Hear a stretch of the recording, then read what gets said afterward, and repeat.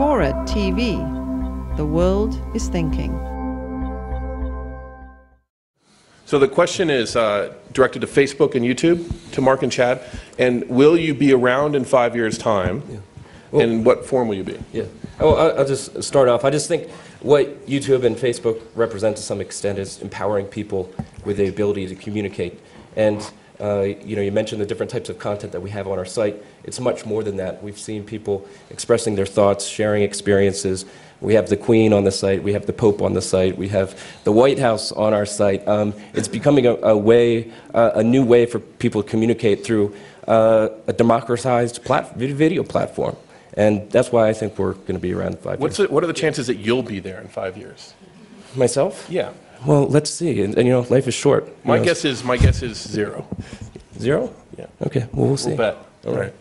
Well, so we've been here for 5 years about already, and I think that the main trend that Chad was talking about, I think, is the dominant one, which is that more and more people are getting access to be able to share information, get access to the information that other people are sharing, and that'll just continue, right? So the real question for us is what types of information do people want to share, and where exactly do they want to share it with, and who do they want to share it with? And I think there's a really compelling case. People are always going to want to share and communicate with their friends and the people around them. They're also going to want to communicate more broadly. They're going to want to use different applications. I mean, today, some of the things that I've discussed are that early on, people wanted to share kind of interests and really basic information about them. They still do that, but now they do other things. So they share lots of photos, right? And even how they've shared photos is changing, going from mostly web, it's still vast majority web, but it's increasingly mobile as well. Videos, just all this other types of content. And that's really the reason why we built the platform that we've built, right? So first what we did was we made it so that any developer, right? We have over 400,000 developers now across the world,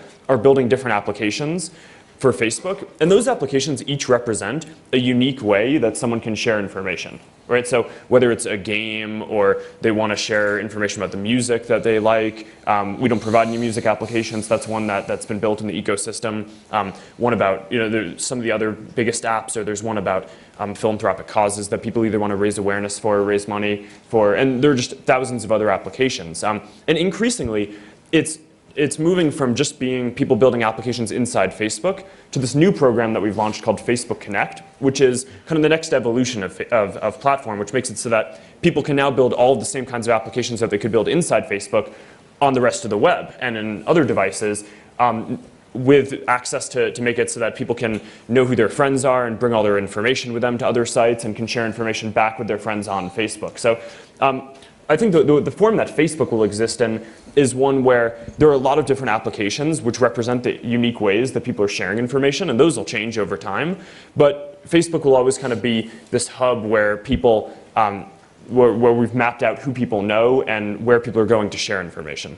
So I think that's just going to be a trend that continues for a while. I mean, we grew in the last year from 50 million people to 150 million people, growing really quickly. I mean, it's... Mark, are you aware of, you must in the back of your mind know that, first there was Friendster, who had their lunch eaten by MySpace, and you guys came along and have grown quite a bit bigger than MySpace worldwide now. Somebody's going to do that to you, and it's going to be in a year or two, right?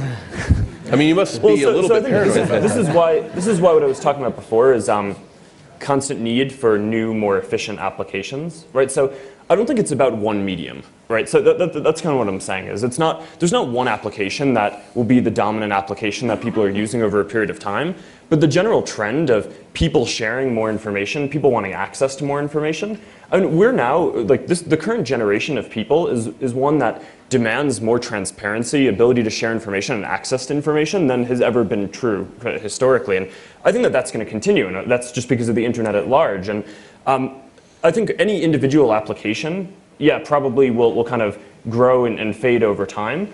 So that's why our focus is on just continuing to build these types of applications and build a platform that makes it so that people can continually share more information. And that's why the mission of the company isn't to make it so people can message each other as best as possible. It's to make the world more open.